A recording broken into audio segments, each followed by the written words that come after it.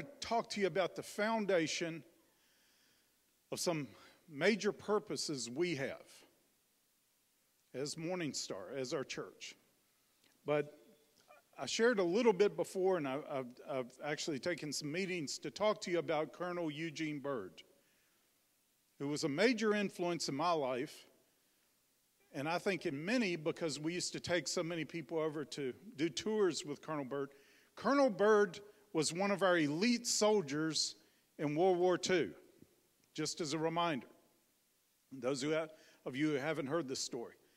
But it was his company that took the Remagen Bridge that enabled the Allies to cross the Rhine. You know, he was one of those guys who's just in key places and key points in history. He was the first American soldier into Berlin after its capture by the Russians in World War II. And Byrd, he said he used to pray every day for the Lord to keep him alive another day so he could kill more Germans. He hated the Nazis so bad. He had seen so much stuff. This was the drive of his life, was to be able to kill more Germans. He was the first U.S. soldier into Berlin, as I said, after its capture. And Berlin may have been the most devastated city in the world at the time. It had suffered day and night bombings for 2 years, day and night. If you could imagine living a life where bombs are raining down on you almost constantly. Then you have one of the biggest battles in history is in your city. The Russians lost more men taking Berlin than America lost in World War II, including our losses in Europe and Japan and fighting Japan. They lost more taking that one city. They don't even know how many Germans were lost. But almost certainly there was more than 1 million people died in the Battle of Berlin. Think about living in a city with that's going on. After the battle, when Byrd gets there, he said you could smell the death 30 miles away. He gets there, almost the only one who is left are the women.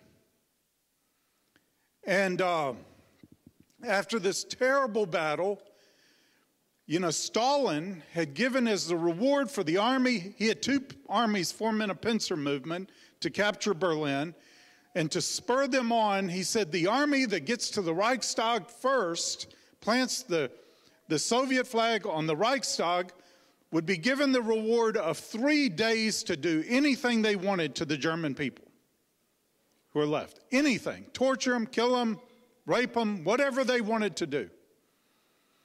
So they, after the capture of Berlin, the Russian soldiers were just turned loose on the population. There was almost no one left but women. The men had all died in the battles. The women had lost their fathers, their husbands, their sons, their brothers.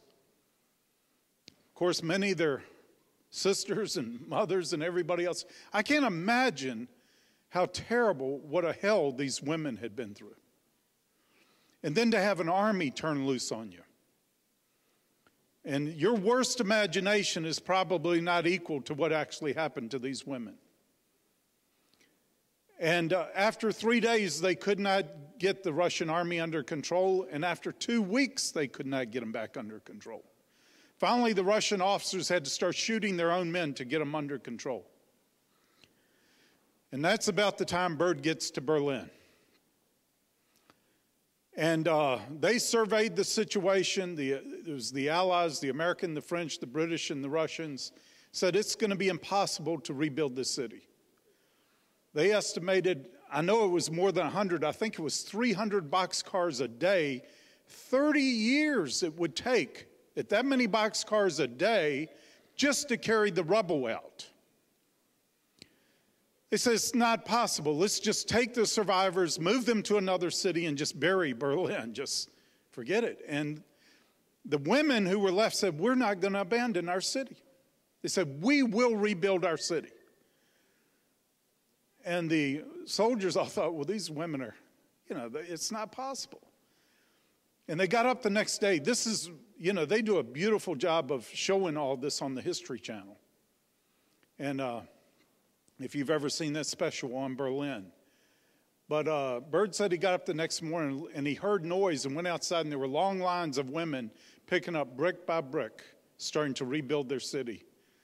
And he said all of his hatred for the German people instantly turned into this incredible respect and honor. He said, these must be the most resilient people on the face of the earth. So he prayed a prayer for the Lord to bring him back to Germany and bring him back so that he could help them rebuild their nation. And from this hatred was turned into love for the German people. And when I met Byrd, he invited us to eat with him at the prime minister's table. He was one of the most respected people in Germany. He could, anytime he wanted, call a press conference, and all the German press would come out to hear anything he had to say, because he always prophesied life and purpose to the German people. And he was instrumental in many great things that happened there, but he was brought back to Germany as the American commandant of the Spandau prison that housed all the Nazi war criminals. And back then they rotated. The Americans would control the prison for 1 month, then the British, then the French, then the Russians. They all rotate. So he would be on 1 month and then off 3 months. But during his time there, having all these top Nazis in the prison, he wanted to learn everything he could about what happened to Germany.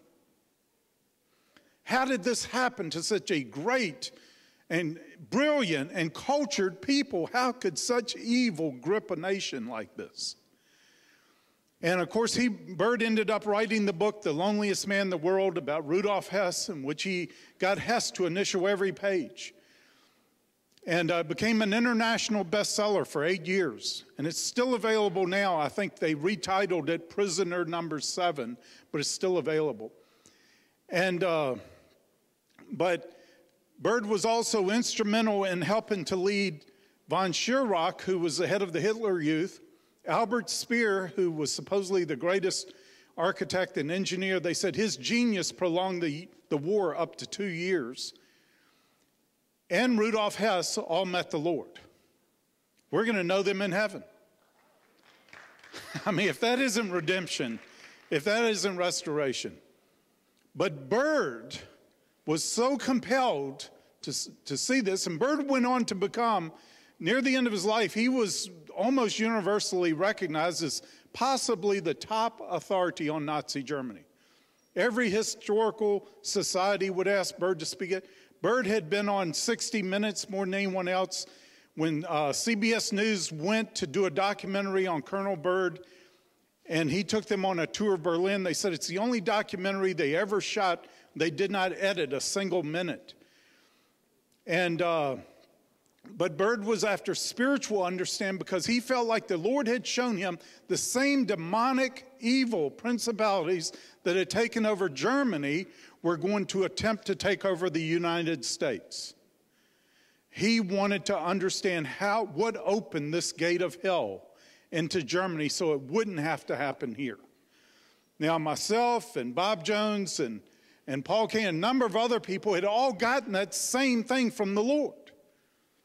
That we really needed to understand what happened in Nazi Germany, because the very same demonic principalities were going to seek inroads into America. Their purpose was to do something as bad or worse here than was done there, but on a much larger scale, because we would have more power.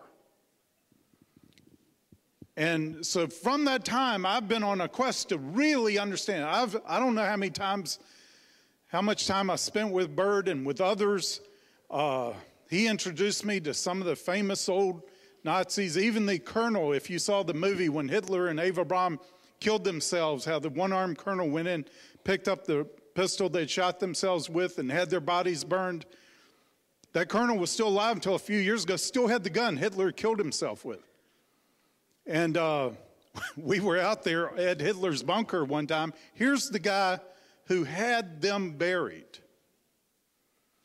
And their bodies burned and then buried, and then, unfortunately, typical of Nazis, then he killed the ones who did that, who buried them, so nobody would know. And he said the Russians never found their bodies, if you're interested in that kind of thing. He showed us where they were buried. If you knew, it is one of the most remarkable stories. I'm not going to say here because of this program goes everywhere, but I know where they're buried. And the Russians never found them.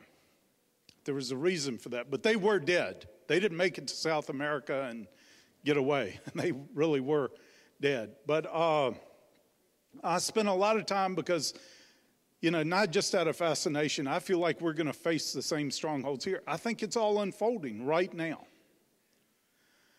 And, I've got a lot to say about that. Leonard Jones and I went over.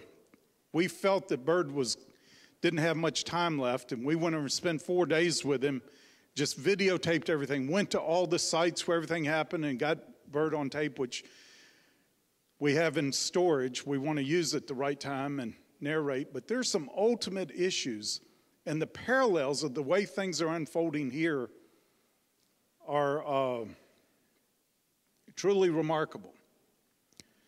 Now, one of the scenarios, or the scenario that we saw, was America would swing way to the left. There would be an economic collapse. Anarchy, terrible, terrible anarchy.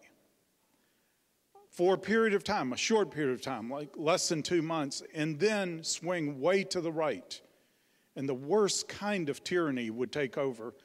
But, lawlessness tyranny is almost better than lawlessness. People would want any kind of order rather than the chaos and disorder and all that had happened because of the economic collapse.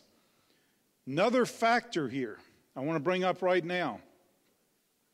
I think Bob started prophesying, Bob Jones. I first heard him say it 22 years ago. 22 is 11/11. We've talked about that. Was that the real beginning of some things would start with a major earthquake in Japan. A lot of other details, even some of the things, part of that revelation too was a atomic mushroom cloud. I don't know what's going on with those reactors over there.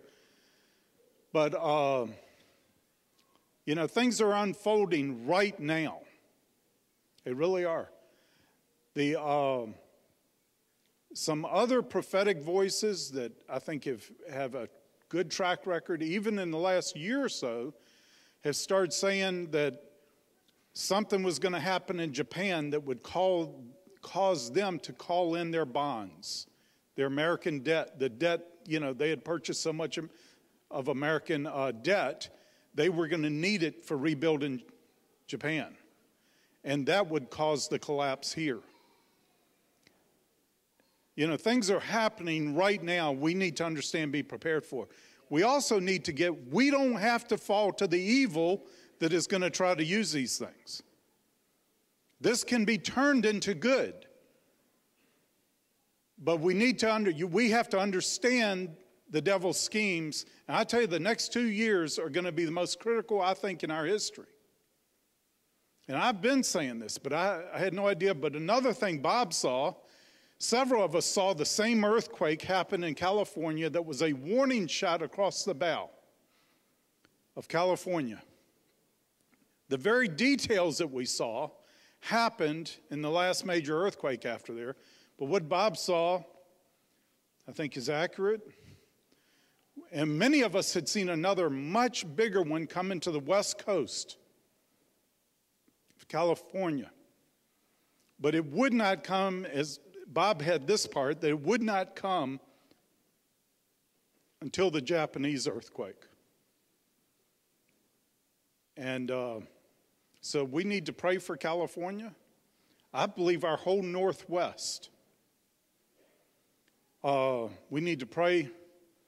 Talking to Bob this morning, he said he thinks it's inevitable. It will come. We can't stop it, but we can pray for grace. We can pray for mercy. We can take the death out of it so, not as many are killed, but we really need to start praying for our West Coast, especially the Northwest and Northern California. But I think we have people here that can face these issues. You know, I'll be on, you know, I'll always be honest with you, but sometimes you can't be as straightforward as you like to be, but it's time to be straightforward. I tell you, there is so much immaturity in the church in America that cannot hear anything negative. They have to cut out big sections of the scriptures and not read them, especially the prophecies of these times. But I tell you, the mature ones are going to understand. They're going to face them. They're going to be able to deal with them and say, okay, this is coming. We're going to make the most out of this. It's harvest time. We're not going to run from it. We're not going to pretend. Those who pretend that these things are not going to happen, that nothing bad is going to happen, I tell you, they're going to be washed away with it. They're going to be swept away. We have to prepare for the times. I think we have a track record of pretty good accuracy in the things that we've told. But I tell you, this terrible mentality of, I've got faith that nothing bad's going to happen. Well, I've seen so many of them lose their faith because of the things that happen. No, in the world you have tribulation. The King of Kings said that. I'm going to believe him. He said, but we can have courage because he overcame the world. And in him. It doesn't matter what happens in this world. The kingdom's coming.